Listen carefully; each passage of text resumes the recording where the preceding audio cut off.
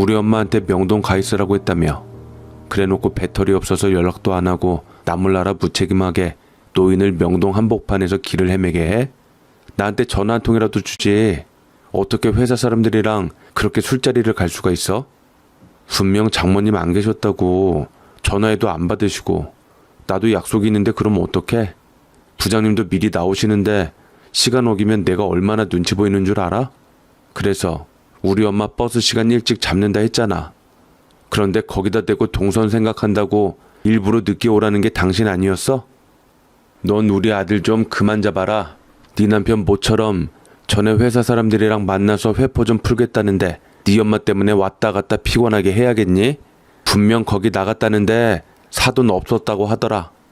네 엄마요? 허참, 어머님도 그러시는 거 아니죠? 우리 엄마랑 언니 동생 하던 사이 하기로 했으면서 어머님도 저희 엄마 하루 어머님이랑 같이 방 쓰는 거 싫은 티 내셨잖아요. 저 어머님 우리 집에 집 공사한다고 2달 정도 묵는다 그랬을 때 아무 말 안 했고요. 허구한 날 비밀번호 알고서 막무가내로 왔다 갔다 하시는 것도 모른 척 했어요.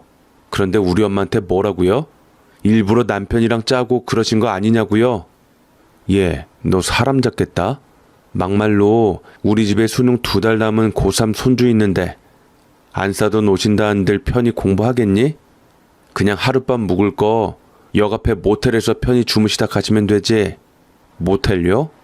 그럼 어머니야말로 모텔에서 2달 정도 달방으로 머무시지 저희 집에 왜 오셨어요? 뭐라고? 너 지금 내가 이 집에 있다고 뭐라 하는 거니? 안녕하세요. 이렇게 제 편을 들어주고 불같이 화를 내주는 45살 먹은 여자는 이성아, 제 무남 동료 외동딸입니다. 저는 올해 72살이고 이름은 강술래입니다. 저는 얼마 전에 그렇게 친하게 지내던 중마고우가 저를 두고 먼저 세상을 떠났습니다. 어렸을 때부터 참 많이 의지하고 우리 집 바깥 양반 먼저 세상 떠날 때도 친형제보다 저를 많이 도와주고 챙겨줬던 친구가 갔던지라 슬픔은 남다를 수밖에 없었습니다. 자식들 다 출가시키고 의자매까지 맺으며 알콩달콩 이웃 주민으로 잘 살고 있다가 어느 날 치매가 와서 자식들에게 옮겨져 서울의 요양원에 가게 되어서 참 많이 울었습니다. 그리고 더 슬펐던 것은 서울 요양원 간 지 1년도 채 안 되어서 부고 소식을 접하게 되었고 저는 그대로 무너져 어떻게 해서든 친구의 빈소를 가려고 서울행 기차표를 예약했습니다. 3년 만에 오는 서울이라 저는 낯설기도 하고 무섭기도 해서 서울로 시집간 딸 자식에게 연락해서 하루 묵고자 하니 딸은 반가운 기색을 띠어 안심을 했습니다. 하지만 정작 사위와 잠시 얹혀있던 안사돈의 비필적 고의 때문에 서울 시내 명동 한복판에서 미아가 되어버렸고 아무리 걸어도 온다던 사위는 안 오고 길도 찾을 수 없어서 물어 경찰서로 가서 겨우 딸과 연락이 되었죠. 말은 이리 쉽게 하지만 사위가 올 때까지 길 한가운데서 거진 4시간은 넘게 기다렸던 것 같습니다. 워낙 재치 있고 착한 사위라는 것을 알기에 내 아들만치 생각하고 잘해줬는데 정작 제가 필요할 때 나몰라라 하고 서울 한복판에서 오도 가도 못하게 하니 참으로 서운하기는 했습니다. 이 모든 것을 알게 된 딸은 경찰서에서 전화를 받으며 근무도 안 끝났는데 한달음에 달려와서 저를 챙겼는데 어느새 주름이 지고 흰머리가 듬성듬성 난 딸이 모든 것을 알게 된 후 제게 미안하다고 울면서 제가 당한 만큼 똑같이 복수해 주는데 통쾌하다기보다는 마음씨 약한 딸이 나 때문에 잘 지내온 남편과 시어머니와 틀어진 것이 참으로 미안하기도 했습니다. 저는 시골에서 작은 쌈밥집을 운영했습니다. 제가 직접 기른 채소들로 손님한테 내놔서 정성 들여 양념한 고기와 함께 팔아서 아는 사람들만 오는 맛집이었죠. 제가 처음부터 장사를 한 것은 아니었고 다 저희 시어머니의 손맛이었습니다. 저는 친정 부모님을 일찍 여의고 집안이 망해서 할아버지와 함께 가난하고 힘들게 살았습니다. 그러다 할아버지가 연세가 많이 드셔서 돌아가시고 어찌어찌하다 돌고 돌아 친척 손에 맡겨져서 자랐는데, 그러다 보니 관심과 사랑을 많이 받고 자라진 못해서 빨리 시집가 제 가정을 만들고 싶었습니다. 밥값해야 한다며 학교도 안 보내고 일을 시킨 삼촌 때문에 저는 부지런히 밥값을 하기 위해 온종일 쪼그려 앉아 땀을 뻘뻘 흘리며 농사일을 배우며 도왔습니다. 저는 살면서 생활력 강하다는 얘기가 싫었지만 어떻게 해서든 살아남아야 하는 잡초 같은 제 인생에서 아이러니하게도 가장 칭찬인 말이었습니다. 저도 사촌 동생들처럼 학교 다니고 싶고 책도 읽고 싶고 아가씨가 되어서는 꾸미고 싶었지만 제게 그런 평범한 소소한 행복들은 허락되지 않았습니다. 그 대신 힘든 농사일에 재능이 있었던지 한번 알려주면 까먹지 않고 능숙하게 해내어서 부지런하고 성실한 저를 보고 이웃 할머니께서 먼 친척 조카와 저를 연결시켜 주었죠. 아주 착한 사내 녀석이야. 부모 위할 줄 알고 효도할 줄 알고 아무나 주기 아까운 녀석이라 내 술래 네가 예뻐서 소개하는 자리이니 잘 만나봐라. 제가 모은 돈이 없는데 시집가기도 어려운 형편이에요. 결혼하고 싶긴 하지만 아직은 시기상조 같아서요. 한 살이라도 어릴 때 만나서 임자 있을 때 시집 가야지. 그렇게 하루 이틀 지내다 보면 허송세월 보내고 그러다 보면 잡을 수 없는 세월을 탓하며 후회만 한단다. 본다고 다 되는 것도 아니니 일단 네 짝인지 봐봐라. 후회 일은 후회 생각하면 된다. 할머니는 미리 걱정하는 저를 나무라며 기꺼이 자기가 아끼는 사내를 제게 소개를 시켜주었습니다. 옆마을에서 남편과 선짜리 첫 만남에 수수하게 없는 옷도 겨우 챙겨 입고 화장품도 동생 거 조금 찍어 바르고 나왔는데 그런 모습에 부끄러워하며 차를 급히 마시다 혀를 대어 아뜨뜨 다 바닥에 쏟아버린 남편이었습니다. 그 모습이 부끄러워 얼굴이 새빨개지고서 제 눈조차 제대로 못 마주친 남편이 순수하게 느껴졌습니다. 그렇게 까마득해진 젊은 시절 서로가 맘에 들어 결혼을 약속했고 남편은 할머니께 제 사정을 들었던지 자기가 모은 통장을 제 손에 쥐어주며 난 모르는 돈이니 이걸로 시집 오라 했습니다. 아니다. 됐다. 내가 염치가 있지. 어떻게 당신이 힘들게 번 돈으로 당신에게 시집 가겠냐 했지만 우리가 같이 쓸 혼수장만 하는 건데 네 돈 내 돈이 어딨냐면서 함께할 반려자라 챙겨주는 남편의 하애와 같은 마음에 눈시울을 붉히고 그에게 시집을 갔습니다. 남편은 옛날 사람 같지 않게 참 사람이 다정하고 가정적인 편이었습니다. 돌아가신 시아버지가 워낙 엄했던 터라 절대로 아버지처럼 안 살겠다 여겨 더 저를 아껴주었고 부모님한테 못다한 사랑 한없이 주었습니다. 남편은 제 남편이기도 했지만 부모이자 형제 노릇까지 해주며 제 마음을 든든하게 채워줬습니다. 남편은 가정에서는 다정하고 좋은 남편이었지만 바깥에서는 처자식 벌어먹여 살리려고 죽기 살기로 일하며 주변 지인들도 인정할 만큼 독하게 살아왔습니다. 돈이 되는 일은 밤낮 가리지 않고 찾아서 한 푼이라도 더 벌려고 아등바등 살아왔는데 저는 그런 남편이 안쓰럽고 미안하기만 했죠. 그래서 더 건강을 신경 쓰고 잘 챙겨주려고 했고 딸아이를 키우며 내조에 힘썼습니다. 남편은 저희 내조에 힘입어 자신 앞으로 농사지을 땅도 사고 집도 사고 살만해지기 시작했을 때 때마침 찾아온 귀한 손님이 있었습니다. 바로 우리 딸 성화였습니다. 남아 선호 사상이 강했던 그때에도 남편은 아들, 딸 귀하지 않은 내 자식이 어딨냐며 우리 사이에서 태어난 딸 성아를 예뻐하며 요즘 사람 말로 딸바보가 되었습니다. 그때는 제 나이 이미 내일 모레 30살에 늦게 본 자식이었습니다. 그래서 더 귀하고 더 예쁘고 더 소중한 내 딸이었습니다. 어려서부터 총명하고 똑부러진 내 딸은 나와 다른 인생을 살았습니다. 못 배우고 학교도 제대로 못 나온 저와는 달리 딸은 당당하게 학교를 갔고 선생님의 사랑을 받는 아이였습니다. 누가 공부를 시키지도 않았는데도 선생님께 물어보며 혼자서 잘했고 도서관에서는 책이 재밌다며 달고 살았습니다.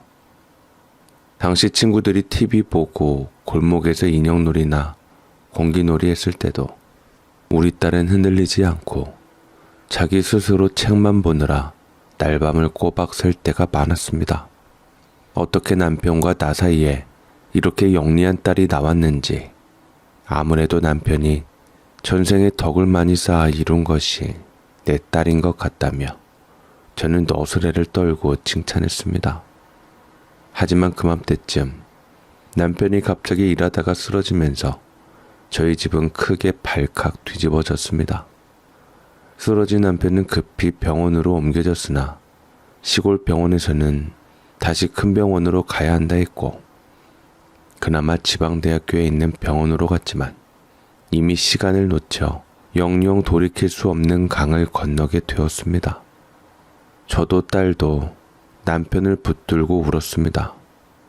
딸은 다음날 대학 수학 능력 시험이 기다리고 있었는데 전날 숨을 거둔 아버지에 대한 슬픔과 무너진 저를 위로해 줘야 했기에 학창시절 대학 가겠다고 준비한 시험을 보러 가지 못했습니다. 딸과 함께 남편의 장례를 마친 후 저는 깊은 시름에 잠겨야만 했지만 딸은 그런 저를 일으키려고 노력했고 다시 희망을 품고 살고자 했습니다.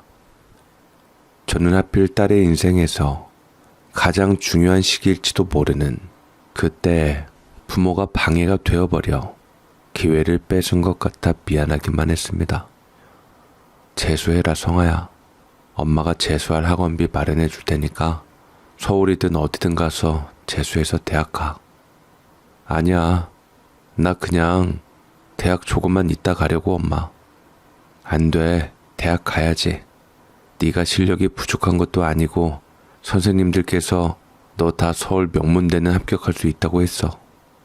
안 간다는 건 아니고 조금만 돈 벌다가 너무 공부하겠다고 앞만 보고 달려왔는데 내가 좀 쉬고 싶어서 그래. 돈도 벌고. 재수학원비를 알아보았을 때 한 달에 들어가는 돈이 만만치 않았습니다. 딸에게 겉으로는 대학을 가라 했지만 이제 남편도 없는 판국에 제가 과연 딸의 뒷바라지를 할 수 있을까 덜컥 겁이 났습니다. 당장 먹고 살 돈도 없는데 딸의 공부 뒷바라지를 할 자신이 없었던 거지만 딸은 제 마음을 알아채고 자기가 알아서 하겠다고 했습니다.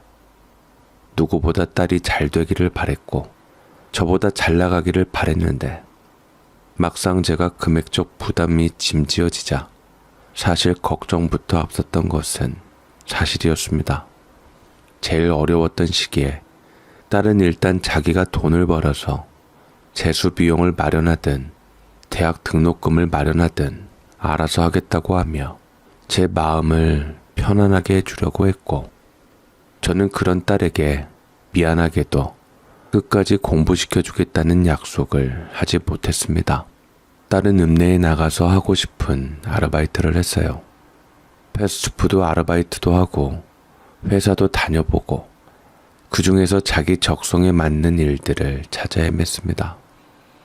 딸은 절 닮아서 솜씨도 좋고 사회성도 좋아서 사람들이 많이 좋아했습니다.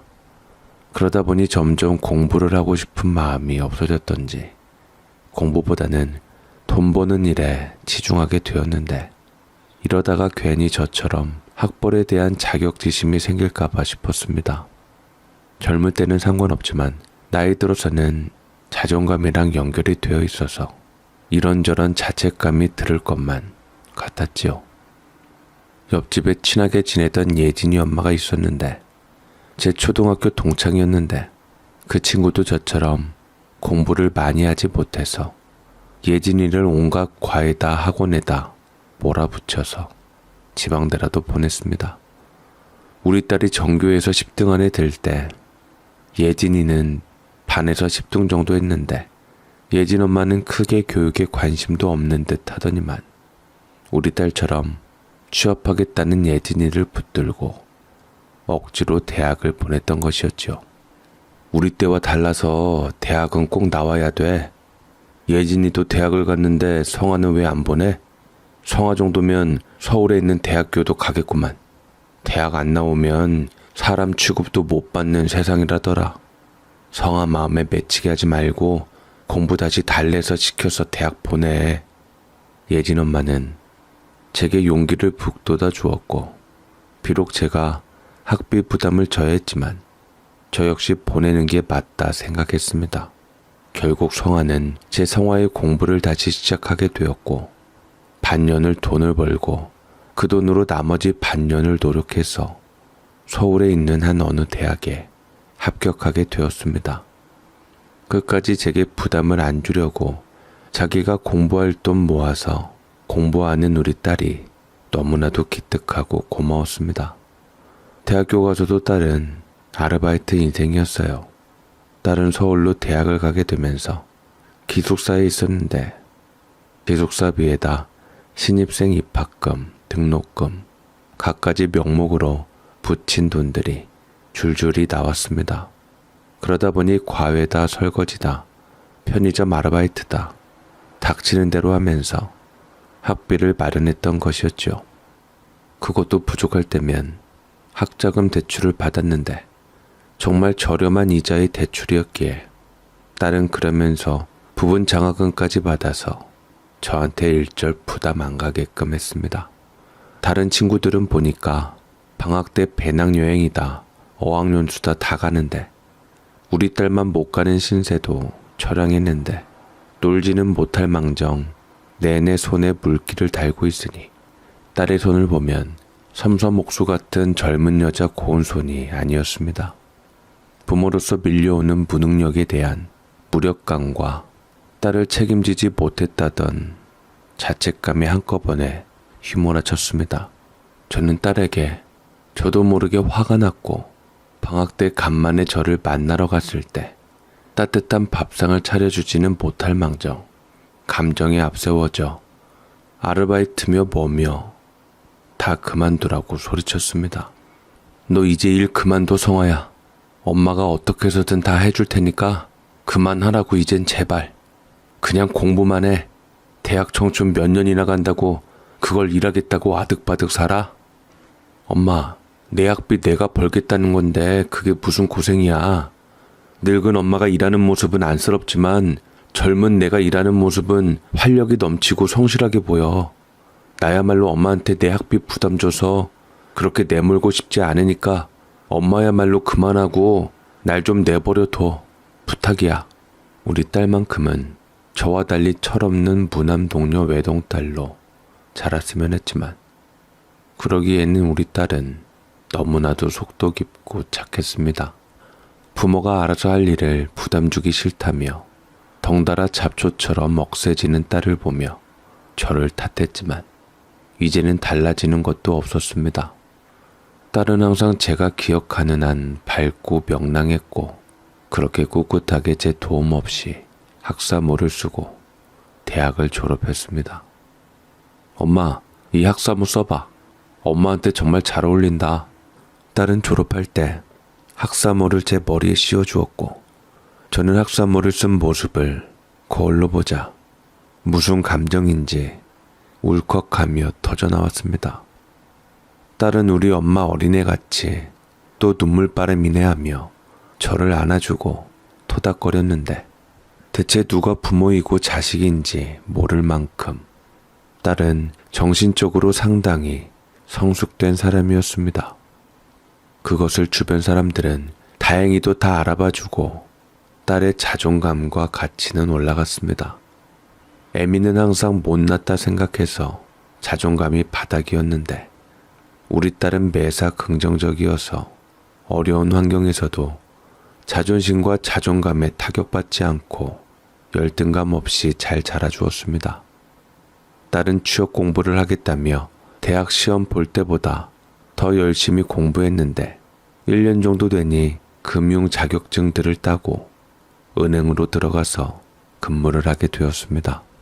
우리 때만 해도 상고 나와서 똑 부러진 여자들이 주산판 두들기며 은행에서 일 많이 했는데 그때도 은행원들이 대단하고 똑똑해서 여자들의 선망이 대상이기는 했습니다.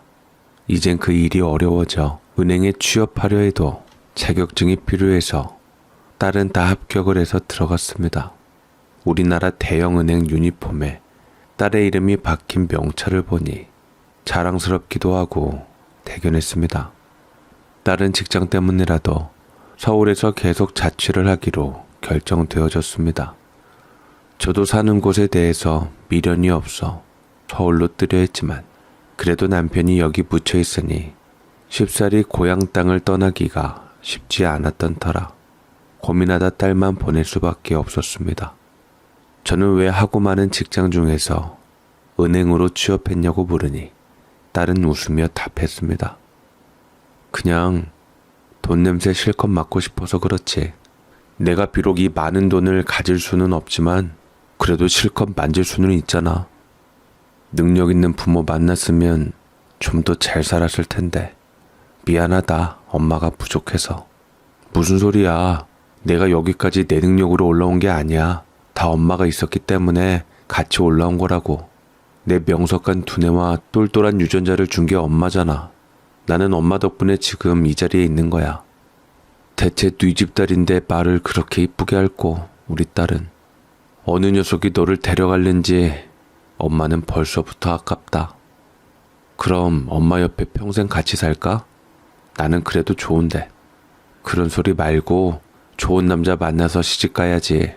엄마는 너 좋은데 시집가서 잘 살면 그걸로 평생 행복할 수 있을 것 같다. 딸은 제 말에 저를 꼭 안아주면서 엄마 말 맞다나 좋은 사람 만나서 행복할 거라고 다짐하며 평생 건강하고 오래오래 자기 곁에 있어 달라고 안아주었습니다. 제가 딸을 너무 많이 의지했던지 딸을 직장 때문에 서울로 보내고 한동안 많이 허전하고 외로웠지만 그래도 딸과 전화통화도 많이 하면서 저는 늘 딸이 곁에 있다는 믿음을 가지고 살았습니다. 딸은 은행에서 성실하게 근무했고 저는 남편이 가진 땅이 마침 좀 올라서 다 팔아서 작은 쌈밥집을 차렸습니다. 시어머니가 살아생전 쌈밥을 좋아하셔서 맛있게 만드는 방법을 알려주었는데 그걸 토대로 저는 만들고 팔게 되었죠. 손님이 아주 많지는 않았지만 그래도 먹고 살 만큼은 충분히 수입이 나왔습니다. 저 혼자 일하고 주문도 받고 정신이 없어서 예진이 엄마를 직원으로 고용하고 같이 일을 했죠. 그리고 남은 돈으로 딸이 청약에 당첨되어서 보태라고 돈을 3억 정도를 주었습니다. 그동안 딸 대학 뒷바라지도 제대로 못했고 학창시절도 제대로 학원도 못 보내준 어미의 미안함이었습니다. 딸은 제게 눈물까지 보이며 고맙다 했고 저는 그래도 딸이 서울에 집도 마련하고 이제 야무지게 직장일 잘해서 돈 모으고 시집 잘 가면 좋겠다고 생각을 했습니다. 다 제 자리에서 제 역할을 하며 살아가고 있을 때 어느 날부터 딸과의 연락이 잘 되지를 않았습니다. 혹시나 무슨 일이 있나 싶어서 전화를 해보면 딸은 항상 누구랑 같이 있는 듯 들떠있고 깔깔거리는 웃음소리와 함께 나중에 전화하겠다고 말을 했죠. 분명 옆에 누군가가 있었고 저는 그것이 딸에게 임자가 생겼음을 알게 되었습니다.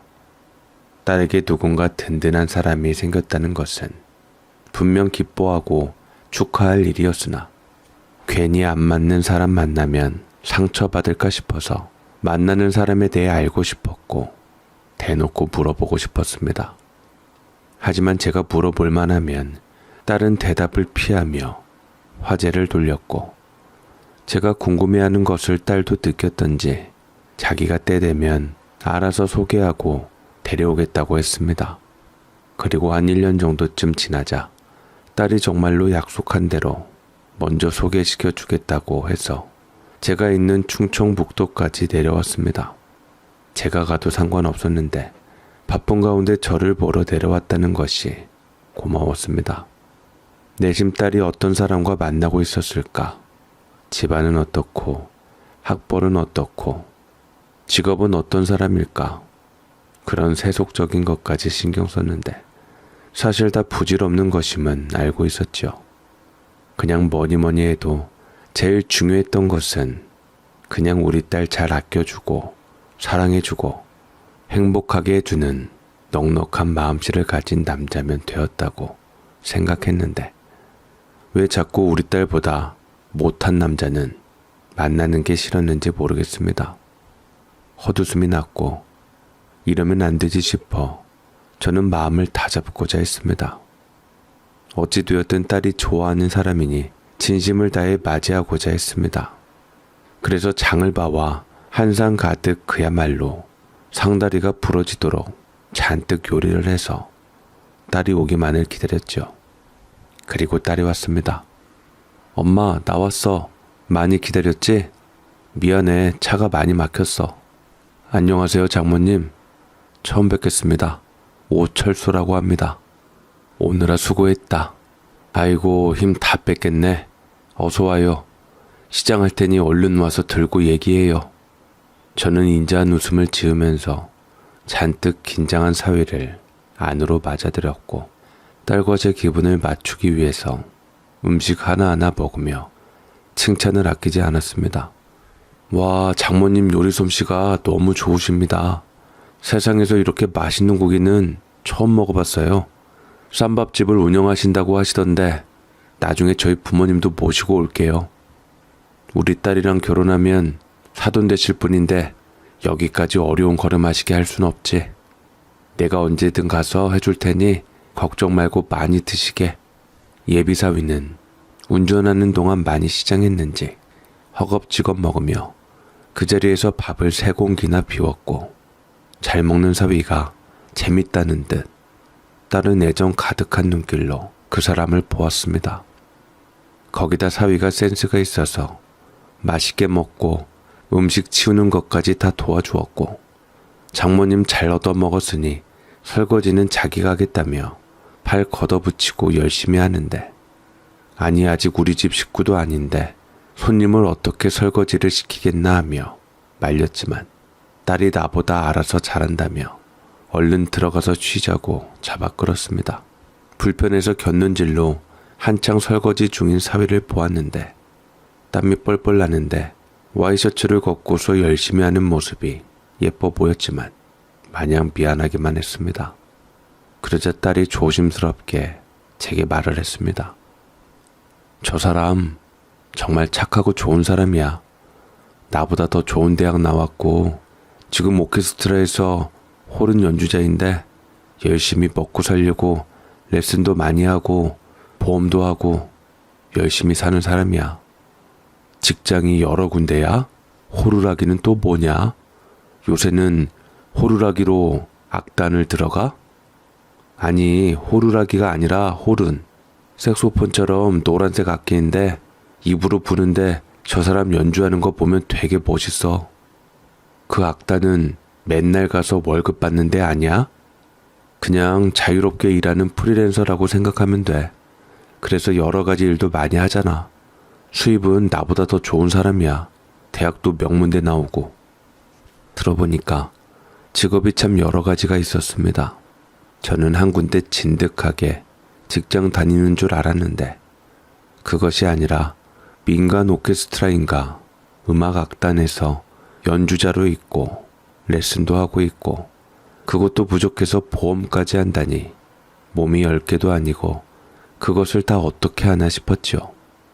명문대를 나오기는 했는데 호른으로 대학을 나왔다고 하니 저는 흔하게 집이 잘 사는가 싶었습니다. 공부가 아니라 예체능에서 대학을 간 것 같은데 아무래도 예체능이 돈이 많이 들잖아요. 사위가 착하긴 한 것 같은데 약간 어리버리하고 느슨하다고 해야 하나? 똑똑하고 야무진 딸하고는 성격이 많이 다른 것 같았습니다. 저라면 잘 안 맞아서 누구 하나 속이 문드러지는 일도 생길 텐데 괜찮으려나 걱정이 은근 되었습니다. 딸의 눈이 제법 높은 줄 알았더니만 사실 데려온 녀석이 성에 차지는 않았습니다. 연애도 해본 사람이 결혼도 잘한다고 딸은 공부만 할 줄 알았던 아이라서 그런가 아쉽기는 했지요. 그래도 확실한 것은 서로가 정말 좋아하고 배려하는 사이라는 것은 분명한 것 같았습니다. 솔직히 욕심을 부리자면 반대를 하고 싶었지만 그래도 딸이 좋아한다고 처음으로 데려온 남자이기도 하고 결혼을 염두에 둔 사람이기도 했기 때문에 제가 섣불리 반대할 수는 없는 노릇이었지요. 애둘러서 결혼은 인생이 왔다 갔다 할 수도 있는 것이니 잘 생각해보고 결정을 하라고 했지만 딸은 이미 결혼 결심을 한 듯 쉽게 마음이 변할 것 같지 않았습니다.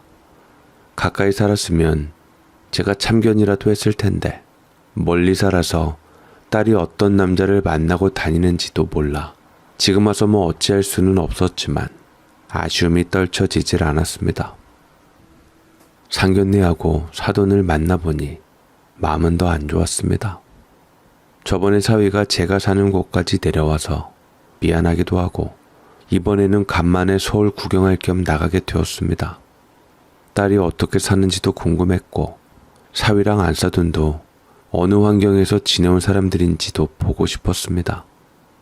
딸은 제게 사위 점수를 따기 위해서 사위가 공연하는 음악회 티켓을 가져와서 보여줬는데 TV에서는 나오는 생각처럼 넓은 홀은 아니었고 크지 않은 공연장에서 오케스트라 연주를 보여주었습니다. 제가 음악에 문외한이라서 자꾸 졸았는데 딸이 자꾸만 절 깨우면서 손가락으로 가리키며 이제 사위가 혼자 솔로로 연주한다고 귀 기울여 들으라고 보챘습니다. 자꾸만 하품이 나오고 들을 줄도 모르는 제가 야속했는지 딸은 한숨을 내쉬었는데요. 근데 잘은 몰라도 사위가 혼자 하는 게 대단하고 멋있어 보이기는 했습니다. 제 마음에 감동적인 느낌이 들기는 했어요. 사위 앞에서는 잘 들었다고 웃으면서 꽃다발 전해주자 사위가 머쓱하니 웃으면서 공연장 온 기념으로 사진도 같이 찍었습니다. 저는 은근히 사위가 이런 공연을 하면 얼마나 받나 궁금해서 사위 화장실 갈 때 슬쩍 딸에게 물었습니다. 이런 공연 한번 하면 얼마나 받아? 그렇게 많이 받지는 않아. 음악에 열정이 있어서 공연하는 거지 돈 바라고는 못하는 것 같아. 그래서 그이가 더 대단한 거라고. 그러니까 얼마 받는지 궁금한데? 그래도 애지간하게 돈 벌면 다른 일 그만두고 저런 일만 하면 될 것 같은데. 딸은 더 이상 얘기하기 싫다는 듯 화제를 돌렸고 곧 사위가 나타나니 고생했다고 정말 멋진 연주였다고 하고 저를 뒤로 한 채 갔습니다. 딸이 아무래도 저 때문에 화가 많이 난 듯해 보이기도 했습니다. 한 번도 저런 적이 없었는데 왜 자꾸만 사위랑 결혼하는 게 불안했는지 갑갑하기만 했습니다. 저는 오후에는 드디어 사돈을 만나게 되었는데요. 사돈은 처음 본 저를 반갑게 맞을 정도로 사회성이 좋은 사람이었습니다. 우리 아들 연주 보고 오셨구나. 멋있죠? 저도 그런 고급스러운 클래식 음악은 잘 몰랐는데 우리 아들이 하니까 관심 있게 되더라고요. 우리 아들이 호른에 재능이 있는 게 반년하고 그 명문대를 들어갔잖아요. 아, 그래요? 반년하고요? 대단하네요, 재능이. 어휴, 제가 형편만 좋았더라도 유학도 보내고 했을 텐데 미안하기는 하죠. 그래도 보면 요새 유학 갔다 온 사람들이 허다해서 길 찾기 어려운 건 마찬가지더라고요. 그래도 아들이 실력이 있어서 악단에 잘 들어온 거예요. 아, 네네. 사돈을 만난 자리는 크게 헛돈 쓰지 말자는 취지에서 동네 곤드레밥집에서 만났는데 쓸데없이 허례허식 없고 아끼는 건 참 저랑 잘 맞았습니다. 사돈 역시 같은 생각이었던지 나이를 물었는데 사돈이 저보다 2살이 어리더라고요. 그래서 언니 동생 하면 좋겠다며 사돈이 말을 하는데 저도 사돈과 좋게 지내면 우리 딸에게도 좋으니 이제 한 식구라고 생각하고 잘 지내고 싶었습니다. 계속해서 잡담만 하다가 딸과 사위가 오래 기다리는 것 같아 사돈과 저는 결혼 이야기를 이제 슬슬 하고자 했습니다. 하지만 사돈은 결혼 얘기보다는 자기가 어떻게 살아왔는지, 어떤 마음으로 아들을 길렀는지 제게 더 말하고 싶어 하는 것 같았습니다. 제가 원래는 부잣집 만석군 딸로 태어났는데 이게 사람 일이 안 되려니까 친정 집안 망하고 일찍이 엄한 사람과 도피하듯 결혼했어요. 그런데 애 아빠가 아들들 낳고 얼마 안 돼서 자꾸 밖으로 돌아 이혼을 해서 제가 참 힘들게 살았지요.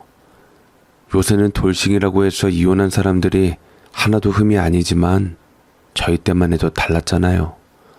그 와중에서도 뼈 빠지게 일하면서 아들 2을 키웠는데 그 녀석은 지금 뭔가 사건에 휘말려서 어디 갔는지 행방이 묘연하게 되었고, 어쨌든 우리 둘째 철수가 바로 따님이랑 결혼할 녀석이거든요. 얼마나 어렸을 때부터 바르고 착한지.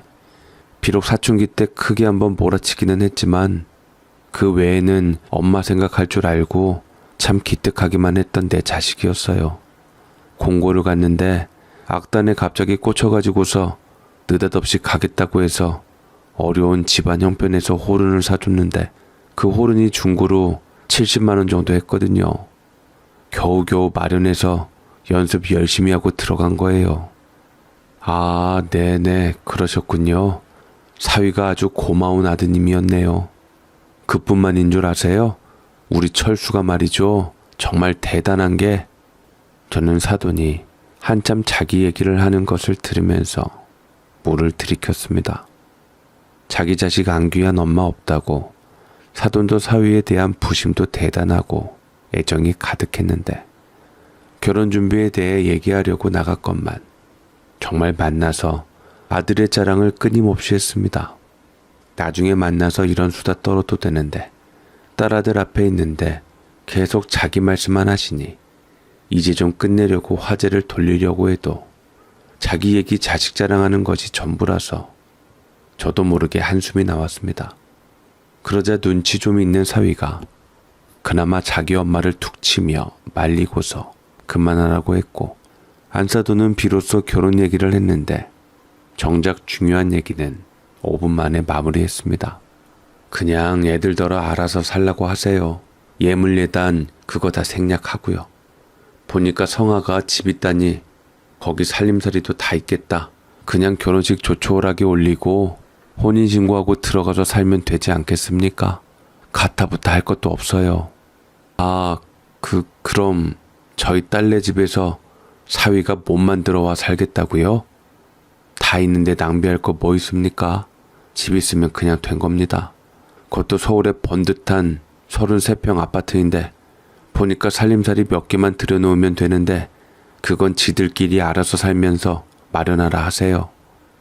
딸은 은행 다니는 데다가 이제는 청약으로 자가까지 갖고 있는데 남자는 명문대를 나왔다지만 변변한 직장이 없고 프리랜서로 안정적이지 않다는 게 마음에 걸렸습니다. 이러다가 우리 딸이 생계까지 책임지는 거 아닐까. 그래, 100번 양보해서 책임진다 치자. 그러면 나중에 애라도 낳으면 우리 딸은 돈 때문에 제대로 쉬지도 못하고 힘들게 일을 하고 애한테는 정서적으로 엄마가 좋으니 애까지 돌봐야 할 텐데 우리 딸이 결혼해서 더 힘든 삶을 사는 건 아닌가 염려가 되었습니다. 솔직히 사돈이 양심이 없다고 생각을 했습니다. 우리 딸이 해가는 것도 많고 사회적으로 빠지지 않는데 그런 며느리 귀하다 여겨 하나라도 더 해주지는 못할 망정 그냥 거저 먹으려고 딸네 집에 몸만 들어와서 산다는 게 뻔뻔스럽게 느껴졌습니다.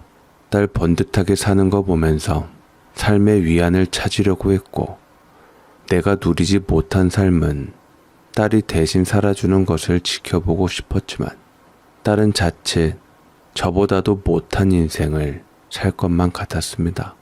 저는 그래도 남자가 벌어다 주는 걸로 살림만 하면서 살았는데 딸은 자칫 가장의 무게까지 짊어지게 되니 마음이 답답했습니다. 하지만 딸이 사위를 원했기에 별 수 없이 결혼을 시키게 되었고, 정말 사돈은 딸한테 결혼할 때 폐물 금목걸이 하나에 주지를 않아서 제가 서운할까봐 딸에게 5부짜리 다이아 하나 해줬습니다. 그런 걸 보고 사돈은 결혼 예물이며 둘이 같이 해야지 왜 제 딸에게만 5부 해주냐고, 해주려면 자기 아들도 해줘야 한다고 말하는 것을 그나마 염치 있는 사위가 간신히 입을 막아버리고 죄송하다 했지요. 그렇게 결혼 시작부터 삐그덕거렸지만 신혼 초기에는 잘 사는 것 같았습니다. 애를 빨리 가졌지만 제 예상대로 일을 그만두지 못한 채 만사까지 일을 하다가 애를 낳았고, 사위가 아등바등했지만 한꺼번에 레슨이 또 끊기면서 수입이 없게 되자 딸은 회복되지 않는 몸을 이끌고 예상보다 빠른 복직을 해서 쉴 새 없이 일을 했죠. 몸이 부서져라 일하면서 아들 하나 겨우 키웠는데 안 사더니 또 자식은 둘은 낳아야 한다고 배나라 감나라 했다고 저랑 대판 싸우게 되면서 언니 동생처럼 지내자던 사이도 산산조각이 나서 거진 왼수가 되고 말았습니다. 더욱이 시간이 지날수록 사위 녀석도 엇나가기 시작해 열등감이 드러났고, 저번에 한 번은 실수였다고 하지만 잠깐 눈 돌린 게 밝혀져 이혼 한 해 만에 했다가 사위가 싹싹 비는 바람에 넘어갔지요. 차라리 저는 그때 이혼하길 바랬습니다. 하지만 그렇게 힘들게 딸은 결혼 생활을 20년을 유지했는데 그건 바로 손주 은우 때문이었습니다. 내가 자식이 최고였듯 딸 역시 자기 아들 은우가 인생의 전부가 되어 있었습니다. 은우는 외모는 아빠 판박이라서 사돈이 참 좋아했지만 알맹이나 영특한 머리와 성격까지 딸을 꼭 빼닮아 있었습니다. 명절 때마다 사위 없이 딸과 둘이 올 때마다 항상 제가 만든 쌈밥이 예술이라며 지켜 세워줬지요. 그럴 때마다 저도 은우가 참 예뻐 보이고, 그래도 딸이 결혼해서 은우는 건졌구나 싶어 저도 딸 결혼시킨 것에 대해 후회하지 않으려고 했습니다. 그맘때쯤 저는 가게를 혼자 운영하고 있었는데 같이 운영하고 있던 예진 엄마는 어느 날 갑자기 정신을 놓기 시작하더니 치매 판정을 받았다고 했습니다. 정신 돌아올 때마다 자기 치매 걸리기 싫다고, 왜 내가 치매 걸려야 하냐고, 자식들도 못 알아보면 어쩌나 전전긍긍하며 울며 불며 괴로워했는데 정작 치매가 오자 누구보다 편안하게 다 잊고 마음을 놓아버렸습니다. 예진 엄마의 딸 예진이는 그런 엄마를 걱정해서 서울로 데려가서 모시다가 도저히 안 되겠던지 요양원에 보내었다고 했는데 요양원 간 지 1년이 채 되지를 않아 부고 소식을 제게 울면서 전했습니다. 제가 너무 힘들어서 우리 엄마 결국 요양원에 모시고 마지막을 그곳에서 눈 감게 한 게 제일 후회돼요. 다 제 잘못이에요. 예진이는 울면서 제게 말을 하며 흡사 괜찮을 거란 제 위로를 기대한 것 같았지만 저는 아무 말도 할 수가 없었습니다. 예진 엄마는 제 중마고우였는데 그렇게 한순간에 가버린 것에 목이 메었고, 저는 제 사람을 잃어버려 전화를 끊고 한참이나 오열했습니다. 저 역시 소중한 사람을 떠나보낸다는 것에 마음이 미어졌고 문득 딸 생각이 나서 전화를 했습니다. 그 친구가 저 남편 저 세상 먼저 떠나보내고 딸을 아주 예뻐하고 잘 챙겼기에 딸도 시간 되면 빈소에 들러서 고인의 명복을 빌어줬으면 하는 바람이었습니다. 딸은 오밤중이었지만 전화를 받았습니다. 오랜만에 딸의 목소리를 들으니 더 울컥해서 울음 섞인 목소리가 나왔습니다. 예진 엄마 세상 떠났다. 너도 시간 되면 빈소에 들러라. 어렸을 때 너 많이 챙겨주고 예뻐해줬잖니. 아, 어떡해. 치매 걸리셨다고 말만 들었는데 결국 이렇게. 인생 참 허망하네. 내 기억 속에 항상 밝게 웃는 이모였는데. 딸과 예진 엄마에 대한 추억들을 도란도란 얘기하다가 내일이나 모레는 할 일이 많아 시간이 안 되어 못 갈 것 같고 혹시 괜찮으면 그 다음날 자기랑 같이 가자고 했습니다. 어차피 당일 세상 떠났다고 하니 빈소가 마련하기까지는 하루 이틀 시간이 걸렸습니다. 딸이 먼저 내친 김에 나한테 글피 정도에 일찍 오고 다음날 토요일이니 하루 딸네 집에 머물다 같이 가면 되겠다 했습니다. 원래 항상 저는 딸네 집에 신세지지 않고 늦게라도 집으로 돌아갈 생각이었지만 딸은 간만에 집에 오면 좋겠다고 하는데 정작 자꾸 제가 고민하니 딸이 서운하다는 듯 말했습니다. 엄마는 그냥 딸네 집에 편안하게 있으면 되지 무슨 걱정이야. 가끔 병원 때문에 서울 올라올 때마다 항상 허둥지둥 집으로만 가고 엄마가 죄졌어? 딸 집인데 편안하게 자면 되지. 너 혼자 사는 집도 아니고 사위도 있고 은우 고3이라 2달 있으면 수능 보지 않냐. 내가 어떻게 편하게 네 집 가겠어. 그러자 딸이 짧게 숨을 몰아쉬었습니다. 모든 것이 담겨있는 한숨이었습니다. 딸은 잠시 생각하더니만 다시 괜찮다며 와도 된다 했습니다. 하지만 제게 알릴 사실이 있다며 덧붙였습니다. 엄마, 우리 집에 와서 자는 건 상관없어. 근데 사실은 지금 우리 시어머니도 우리 집에 와 계시거든. 사시던 집 인테리어 한다고 2달 정도 걸린다고 우리 집에서 아예 일방적으로 통보하고 머물고 있는데 엄마가 하루 못 있을 게 뭐야. 딸은 속상한 듯 그리 말을 했고 결심한 듯 사위가 마침 그날은 연차로 쉬는 날이니 보내겠다고 했습니다. 그래도 딸은 전에 사위가 실수해서 잘못했다고 싹싹 빈 후 어느 정도 시간이 지나자 마음이 누그러졌던지 사위랑 잘 지내는 편이었습니다. 특히나 딸은 자기가 아버지 없이 자랐으니 은우만큼은 아버지 사랑받으며 자라는 화목한 가정에서 자라게 하고 싶어 더 사위에게 노력했습니다. 그런데 사돈어른이 딸네 집에 와 있다는 것은 금시초문이기는 했습니다. 그것도 2달씩이나 말이지요. 사돈이 친구들과 몰려다니며 주식 투자를 하고 다니다가 살고 있던 집을 날려 겨우 나머지 건진 돈으로 경기도 어둠의 지역으로 가서 아파트를 한 채 샀다고는 들었습니다.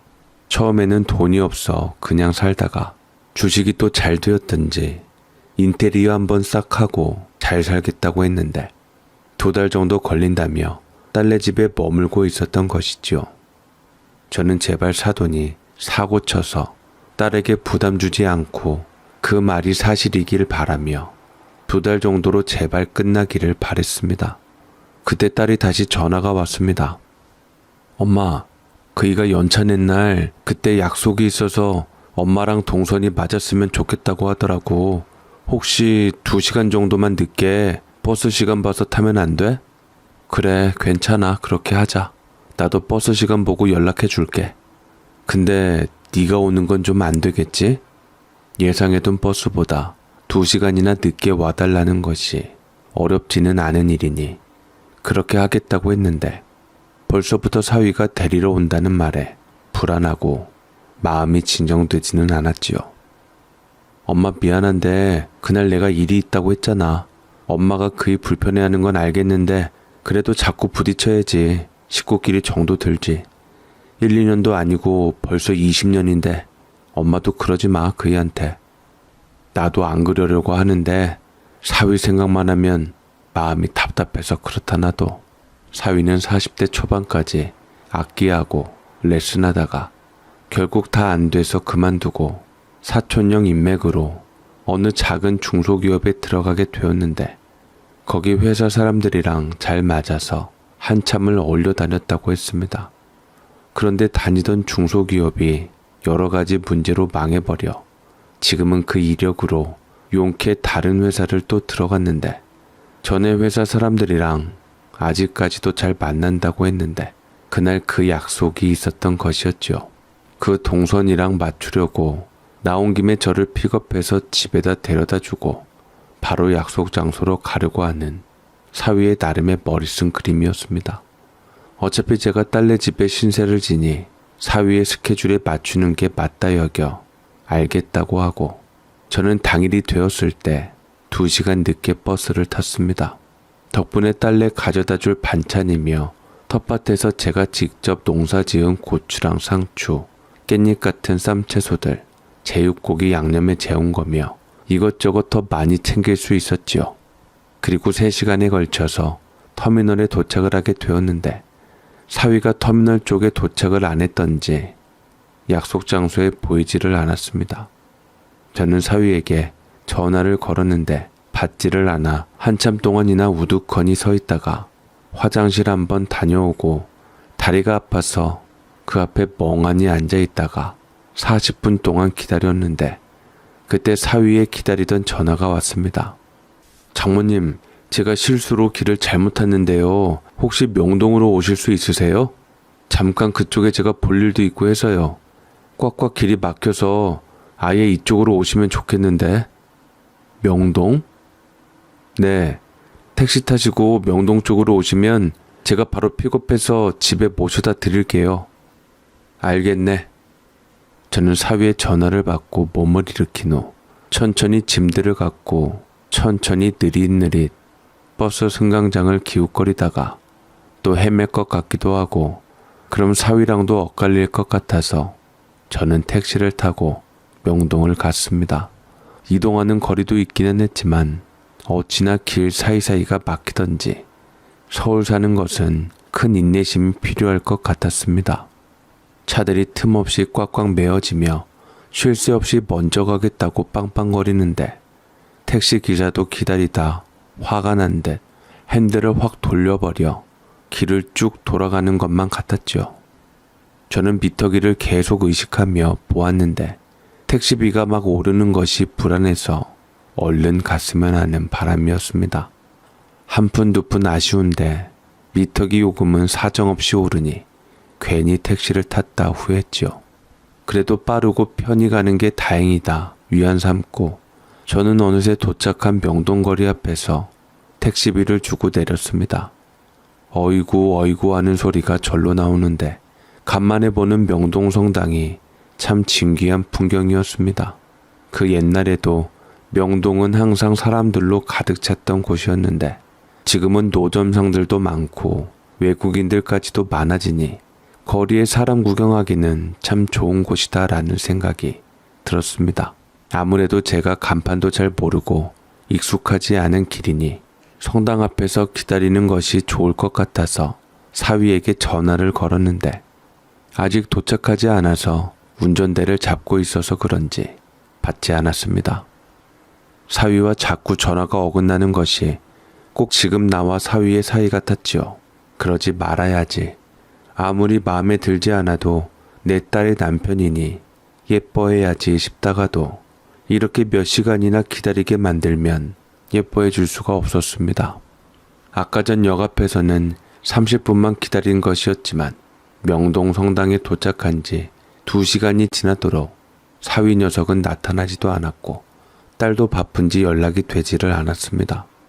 아무래도 배터리가 나가버린 것 같았는데 그야말로 막막하기만 했죠. 기껏 택시비 들여 명동까지 왔더니만 이게 어떻게 된 일인지 애가 탔습니다. 짐은 무겁고 길은 어딘지 모르겠고 사위는 전화를 안 받으니 꼭 외국에서 미아가 된 느낌이었습니다. 날씨가 쌀쌀해지면서 찬바람이 쌩 불었고 해가 지기 시작하자 온도는 더 떨어졌고 사람들도 조금씩 줄기 시작했습니다. 저는 더 늦어지다가 길을 헤매겠다 싶어서 딸에게 다시 전화를 하려는데 핸드폰이 산지 오래돼서 그런지 배터리를 100으로 해놓고 왔는데도 꺼져버렸습니다. 딸 집 주소도 잘 모르겠고 딸도 사위에게도 연락할 방도가 없으니 저는 덜컥 겁이 났습니다. 귀신보다 사람이 더 무서워서 그런지 긴장을 잔뜩 하고 저는 상점 상인들에게 물어 겨우 경찰서에 도착을 하게 되었습니다. 경찰서 가서 저는 다리에 힘이 풀려 바닥에 주저앉자 몇몇 경찰들이 달려나와 할머니 괜찮으시냐고 저를 부축해 주었는데 고맙다 여기며 저는 목이 탔던지 경찰이 주는 음료수를 꼴깍꼴깍 마셨습니다. 그리고 딸네 집에 가야 하는데 지금 핸드폰 배터리가 떨어져서 그러니 이것 좀 충전해 달라 했습니다. 핸드폰이 오래되다 보니 충전기가 맞는 것이 없어서 경찰들은 난감해하다가 겨우겨우 충전을 해왔습니다. 핸드폰 사는 것이 아까워 하루 이틀 계속 조금만 더 써야지 싶어 미뤘던 것이 화근이 되어 일이 되었으니 사위 탓할 것도 없다 싶었습니다. 겨우겨우 충전이 되어 저는 딸에게 전화를 걸었고 딸은 제가 안 오자 걱정이 되었던지 놀라며 저더러 어디냐고 물었습니다. 딸 목소리를 듣자 안심이 되면서 저는 눈시울이 붉어졌는데 딸은 걱정시킨 제가 화가 났던지 소리를 질렀습니다. 아니 대체 어디 길을 헤매서 있는 거야? 내가 얼마나 걱정했는 줄이나 알아? 다시 집으로 돌아간 것도 아닌 것 같고 남편은 엄마랑 연락도 안 된다고 하고 사위가 명동 쪽으로 오라 그랬는데 사위랑 나랑 배터리가 다 떨어져 버려서 엇갈렸나 보다. 그래도 너랑 연락됐으니 다행이지. 딸은 많이 속상했던지 거기 가만히 있으라고 하고 자기가 직접 운전해서 가겠다고 했습니다. 딸의 직장과 거리가 되어서 1시간 좀 더 넘게 기다렸는데 그래도 경찰들이 저 노인이라고 김밥도 사다가 챙겨주고 음료수도 주고 과자도 주고 참 고맙더라고요. TV 보면서 못된 사람들 어이없게 놓칠 때마다 경찰들 안 좋게 생각했는데 이제 그러지 말아야겠다 느꼈습니다. 다 누군가의 자식들일 텐데 나란 일 하느라 애쓰는 사람들이라고 생각하니 더 고맙더라고요.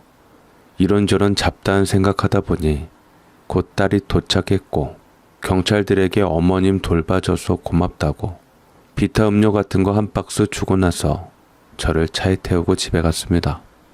참나 기가 막혀서 어이가 없네 어이가 없어. 저한테 하는 말인 건지 누구한테 하는 말인 건지 딸이 뭔가 상당히 화가 많이 난 것 같아 말을 걸기가 조심스럽더라고요. 제 딸이지만 이제는 40살이 훌쩍 넘다 보니 계속 저도 모르게 눈치를 보게 되었습니다. 딸이 결혼하고 명절이든 기념일이든 딸내가 여행 겸 내려왔지 제가 딸의 집에 간 건 거의 10년 만인 것 같았습니다. 딸의 얼굴을 마지막 설날 때 보고 이번 추석은 여행 간다고 못 봤는데 무척이나 수척해져 있었습니다. 일이 많이 힘든가 싶기도 하고 손주 수능 때문에 스트레스 받나 싶기도 하고 입이 바싹바싹 말랐지요. 찻장 밖을 보니 해가 완전히 져버려 깜깜해졌고 주변을 보니 화려한 네온 사인 간판으로 불빛이 비춰져 시선이 갔습니다. 딸은 이어서 아파트에 도착을 했는데 크고 높은 아파트였는데 전에 살던 곳이 아니었습니다. 또 언제 이사했냐? 한참 됐지. 작년에 상급지 신축 아파트로 갈아탔어. 구축은 가격이 영 안 올라서. 내가 해준 아파트는 팔고? 그럼 팔았지. 안 팔고 어디 돈 있다고 상급지를 가겠어. 왜? 엄마가 해준 아파트 내가 맘대로 팔아버려서 속상해? 아니 그건 아니고 여기 이사 올 때 네 이름으로 했지? 저는 행여나 사위가 공동명의로 하자 했을까봐 딸에게 물었더니 딸은 고개를 저으며 엄마는 참 예나 지금이나 변하지 않는다며 차에서 내렸습니다. 옛날 아파트는 구축 아파트라 지하 주차장이랑 연결이 안 되어 있었는데 새로운 아파트는 주차장 연결은 기본이었고 나중에 보니 엘리베이터도 안에서 눌러서 기다리는 것이 되어 마냥 신기하기만 했습니다. 어서 오세요. 오랜만이네요 사돈. 잘 지냈지요? 문을 열자 안사돈이 표정이 안 좋게 저를 맞았습니다. 말은 어서 오세요라고 친근하게 했지만 행동은 그것이 아니었죠. 마치 자기 집 마냥 텃세를 부리는 것도 아니고 제가 온 것을 눈치를 주는데 그 고약한 성미 여전히 못 버렸다 싶었지요.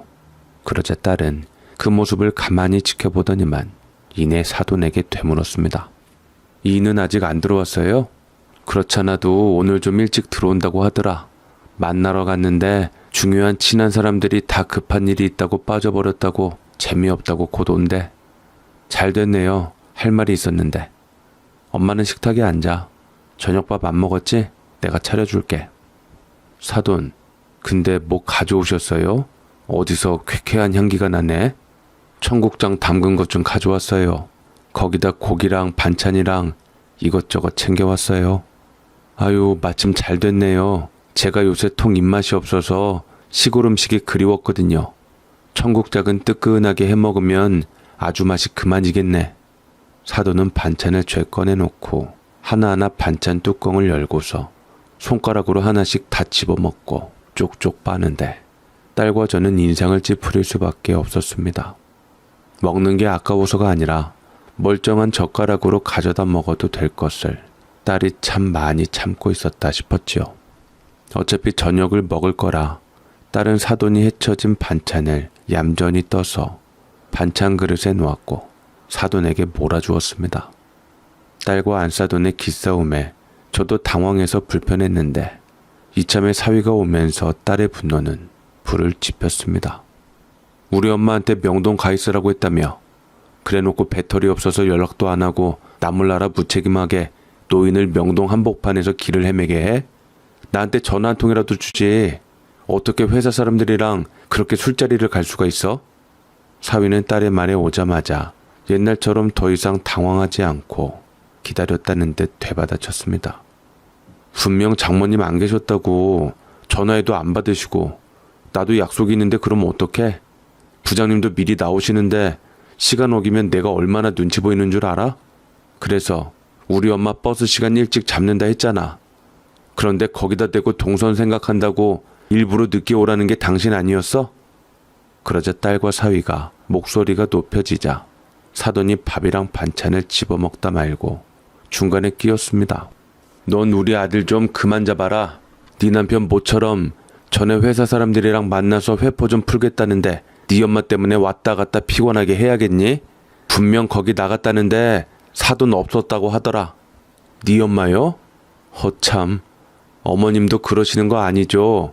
우리 엄마랑 언니 동생 하던 사이 하기로 했으면서 어머님도 저희 엄마 하루 어머님이랑 같이 방 쓰는 거 싫은 티 내셨잖아요. 저 어머님 우리 집에 집 공사한다고 2달 정도 묵는다 그랬을 때 아무 말 안 했고요. 허구한 날 비밀번호 알고서 막무가내로 왔다 갔다 하시는 것도 모른 척 했어요. 그런데 우리 엄마한테 뭐라고요? 일부러 남편이랑 짜고 그러신 거 아니냐고요? 예, 너 사람 잡겠다. 막말로 우리 집에 수능 2달 남은 고3 손주 있는데 안 싸던 오신다 한들 편히 공부하겠니? 그냥 하룻밤 묵을 거 역 앞에 모텔에서 편히 주무시다 가시면 되지. 모텔요? 그럼 어머니야말로 모텔에서 2달 정도 달방으로 머무시지 저희 집에 왜 오셨어요? 뭐라고? 너 지금 내가 이 집에 있다고 뭐라 하는 거니? 처음에 딸은 저 때문에 사위한테만 뭐라고 싸움이 났는데 그간 사돈에게도 서운한 게 많았던지 딸은 그동안 참은 것을 터뜨리는 듯 사정없이 사돈이며 아들이며 몰아붙였습니다. 사돈은 자기 아들 편 들어주려 하다가 오히려 딸에게 손해날 행동을 하고 있었지요. 딸은 그간 무슨 일이 있었던 건지 더 이상 봐주거나 참지 않고 거침없이 쏟아냈습니다. 저는 놀라서 그저 바라보고 있을 뿐이었는데 그럼에도 밀리지 않았던 것은 제 일 이전에도 딸이 맺힌 게 많이 있는 것 같아서였습니다. 먼저 말씀 그렇게 하셨잖아요. 주무시고 바로 새벽에 나가는데 아들이 공부 방해될 건 뭐예요?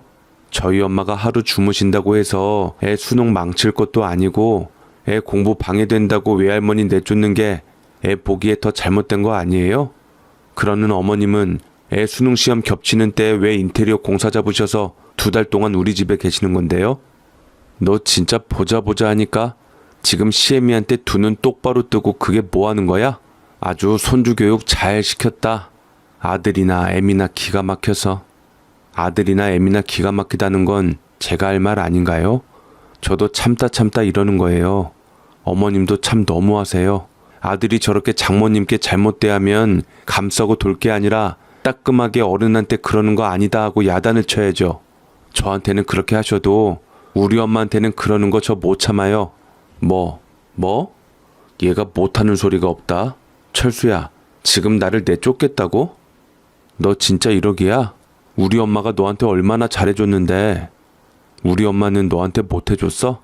시골 내려가면 닭 사다가 항상 백년 손님 그 이상 대우해줬지.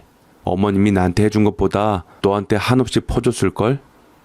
야, 그렇다고 어떻게 집 나가라는 소리를 하냐? 집까진 유세 떠는 거야? 너 공부 못했지? 참 못 알아듣네. 집까진 유세 떠는 게 아니라 우리 엄마가 해준 집, 그 안에서 너랑 어머님이 살고 있다는 것을 똑똑히 알려준 거야. 그러자 사돈이 보다 못해 도저히 안 되겠던지 갑자기 제 짐을 가져다가 현관에다가 툭 던지는 겁니다. 이게 무슨 일인가 싶어서 황당하게 사돈을 봤는데 딸에게 도저히 안 될 것 같으니 팔을 걷어붙이고 지갑에서 돈을 꺼내어 제 손에 돈을 쥐어주었습니다. 사돈만 아니었으면 고부간에 이런 갈등도 없었을 겁니다. 일단 택시 불러서 계산하고 모자른 돈은 제게 말하면 붙여드릴 테니까 일단 모텔을 가든 댁으로 가시든 이 집에서 나가주세요. 아, 지금 뭐 하시는 거예요? 우리 엄마가 왜 나가요? 사돈 아니었으면 우리가 이렇게 큰 소리 높일 일이 뭐가 있어? 너 지금 안사돈하고 아들하고 길 엇갈린 것 때문에 그러는 거 아니야? 네 엄마 그냥 밖에다 좋은 곳에다 모셔라. 어쨌든 손님으로 내가 먼저 왔으니 좋든 싫든 같이 있는 게 힘들다고 했으니 안사돈이 바깥에 방을 잡는 게 맞다. 사돈은 애꿎은 저에게 화풀이를 하고 있었고 딸은 제 앞을 막아주며 당장 사돈에게도 아들에게도 둘 다 보기 싫으니 내 집에서 나가라고 하고 저 가지고 한 번만 더 건드리면 가만 안 있겠다고 말을 하자 더 이상 입을 꾹 다물고 문 잠그고 방으로 들어가 버렸습니다. 딸은 그 와중에 안방에서 사위를 내어 안사돈 방으로 한꺼번에 넣었는데 내가 집주인인데 내가 안방 써야지. 네가 무슨 자격으로 안방 써? 우리 엄마 여기서 좀 모실 테니까 당분간 안방 금지야. 그러고서는 제 손에 안사돈이 준 5만 원을 빼내어서 안사돈에게 건네주며 이거 가지고 어머니가 재주 있으시면 나갔으면 좋겠다고 모자른 것은 자기가 보태주겠다며 똑같이 말해주었습니다. 이 집은 나랑 엄연히 따지면 엄마 집이라고 하면서 얘기를 하자 안사돈은 기가 막힌 듯 그 자리에서 사위랑 함께 끝내 자존심이 상한 듯 나가버렸습니다. 안사돈과 사위를 쫓아낸 딸은 그제서야 시원한 듯 제게 발 뻗고 편히 있을 만큼 있으라 했고 저는 뭔가 안 좋은 상황이지만 자꾸 어이없는 웃음이 났네요. 딸도 기가 막힌 상황인지 고개를 절레절레 저었습니다. 제가 오기 전에 상당히 이미 많은 갈등들이 있는 듯 딸은 저를 통해서 이게 참았던 것이 나오게 되었다고 했고 이참에 오래오래 있으라 했지만 가게를 비워놓고 나왔기 때문에 돌아가야 한다고 말을 했습니다. 딸은 아쉬워하며 한숨을 쉬었는데 이제 보니 한숨이 버릇인 듯 한숨 쉬면 한숨 쉴 일만 생긴다며 더 이상 한숨 쉬지 말라고 당부를 했지요.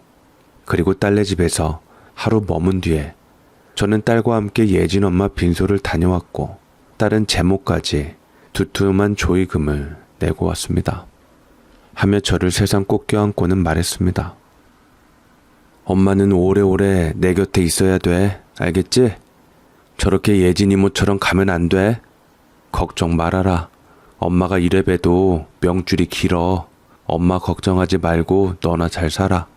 나는 그래도 네가 맨날 이해하며 당하고만 살 줄 알았는데 어제 할 말 하니까 속이 시원하더라. 이제 나도 사이다처럼 굴려고. 은우가 그러더라. 착한 척하면서 고구마 100개 먹으면 목매여서 결국 일난다고. 차라리 일내지 말고 바로바로 사이다처럼 쏴버리라고 하는데 엄마 덕분이야 다. 혼자였으면 용기 못 냈을걸.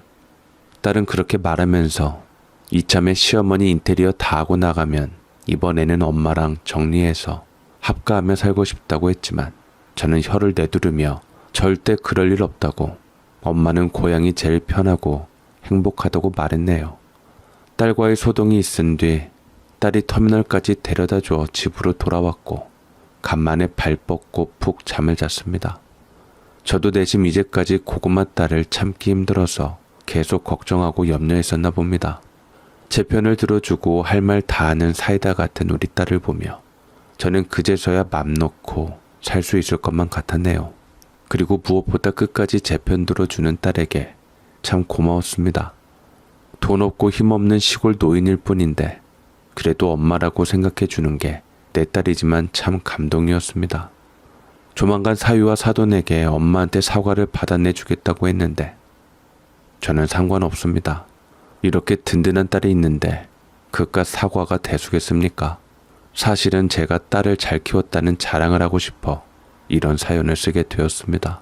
딸은 현명하게 잘 해결할 거라 믿고 언제까지나 행복하기를 바랄 뿐이네요. 제 사연 읽어주셔서 감사합니다.